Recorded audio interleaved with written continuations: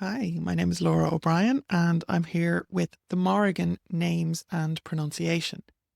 So on the screen you're going to see slides and these are drawn from my book, The Morrigan, Ireland's Goddess, Llewellyn 2025. So let's get started. One of the things that you're going to come across when you're dealing with the Morrigan and her sisters, which we will go through as well, is the spellings of their names. So what I've done is I've just put them all on screen, okay? And please note that my pronunciation is based on modern Irish and it's pretty normal school in Ireland education. I did up to honours level in Leaving Cert. I'm not special, I'm not fluent, I'm not a native speaker, but I have learnt Irish. So that's where we're coming from. All of that being said, you're going to get a better estimation at pronunciation than from anybody who didn't go to school in Ireland, okay? So, in modern Irish, what we would say is Mórrígan. Of all of these spellings that you can see on screen here in Old and Middle Irish and in Modern Irish, what we're dealing with is Mórrígan, Great Queen. Now we get into that. So what the name means. With the father, so the father is the accent that is on the O, or not. More means great, big, or large, and this is still used in modern Irish Gaeilge, the Irish language. And then without the fada, what it would translate to would be phantom, terror, or nightmare. And then we have Rian, or Regan in older Irish, which means queen or noble lady. Rian is still queen in Irish. So the translations could come to Great Queen, which is my personal preference. It could be Phantom Queen, it could be Queen of the Dead, it could be Queen of the Slain. All of those are possibilities, so I guess choose your own adventure. She is a shapeshifter after all. Now, you will see na Mórrígna, and this is the collective plural. This is where we start getting into dealing with Morrigan's sisters or her colleagues. Some people say aspects, but I personally use these terms sisters or colleagues, and I treat them all as distinct beings. That again is my personal preference, my experience, and what makes sense to me based on my own 30 whatever years relationship with these goddesses. So na Mórrígna is the correct use and it names them collectively. You'll see the older Irish forms that are there as well. Now, the Badb. This one gets an awful doing when people are trying to pronounce it. And please don't tell me that there's letters where they shouldn't be, because that is an Anglo-centric worldview. The letters in Irish are exactly where they should be, right? But Badb, you will hear different pronunciations of it, definitely.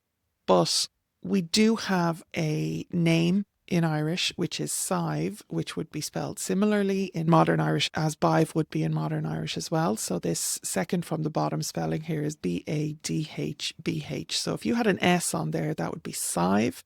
So that's why I pronounce Badb as Badb, not anything else.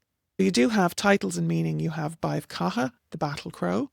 You have Bainech, which would be woman of battle or wife of the battle god, and it does literally mean a hooded crow, but also deadly or fatal.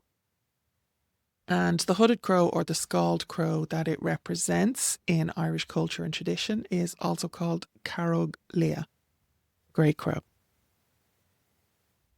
Macha, this name appears consistently as Macha across the source texts, and it's associated with Owen Macha, with Ard Macha, with Mesred Macha, and with Lea Macha, the Grey of Macha. The name is linked to open plain or milking yard in Irish, and there are very strong sovereignty and Ulster associations there. Now, several distinct characters share this name across the mythology, so please just treat each one as her own person. That is probably the wisest and most respectful thing to do. Then we have Llewellyn, and Llewellyn is not explicitly named as one of the daughters of Ernmas, but very firmly linked within the plural of na Mórrígna in the lore. So Llewellyn is pretty standard for a spelling, but she also has Bainech, Woman of Battle, as a title, which is shared with the Badb. We see Llewellyn as a noun, battle fury, warlike frenzy, strife. It could also be translated as venomous, panic or frenzy, and she's sometimes identified with fia, which is another one that we're going to deal with just in a second. From O'Cleary's glossary, we have Llewellyn, that is panic or frenzy, and again associated with the Badb of battle or a hooded crow. So you'll see particularly in the glossaries, which are kind of like the Wikipedia of their day, you're going to see different associations, and honestly anything that was supernatural and spooky was associated with each other in the older texts by those particular Christian monks that were recording those older texts at the time. So Anan or Anu is abundance, basically. And we have the Paps of the Morrigan, which is up beside Newgrange or Brunaboynia. And then the Paps of Anu are in County Kerry. And I do believe that Anu is more of a localised sovereignty goddess or a Gaeilge kind of figure, like an ancestral figure. Danu, in one manuscript, the Morrigan is given as Danu, as like an alternate name, but it's unique to that single source. And again, I think it's probably a mistake more than anything else, or a misunderstanding, but your mileage may vary. But Danu herself is a Celtic goddess, certainly from the continental Celtic tribes. She's not really considered to be an Irish mother goddess. She's probably this later scribal edition. So as with all of this, my advice would be to treat Danu as an entirely separate figure. She may have the title of Great Queen in her own right, but she's not specifically Irish. And yes, people are going to go on about the Tua de Danann, and I have other videos on that. There's a whole other reasoning behind that. Tua de is the tribes of God, and again, Danu would have been added in later, which is kind of where I'm getting this from as well. Okay. Fa or Fea, there's no real variant spellings recorded. This is the most mysterious and least documented of the sisters.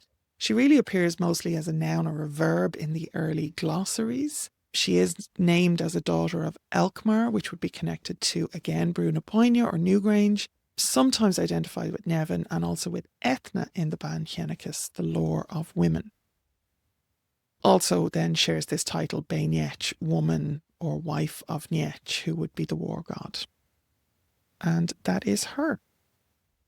So I do have the end slide here. You can pause for a quick reference, which has the names, the Old and Middle Irish spellings, the modern Gaeilge, the Irish language, and then a slight note there. And all content that I've given you today is sourced exclusively from my book, The Morrigan, Ireland's Goddess, from Llewellyn 2025. So please get yourself a copy of the book. I have a whole chapter that goes much deeper into this, and make sure you are getting our free gifts below so that you can sign up to the Morrigan Academy, where you will get all of this knowledge and much more.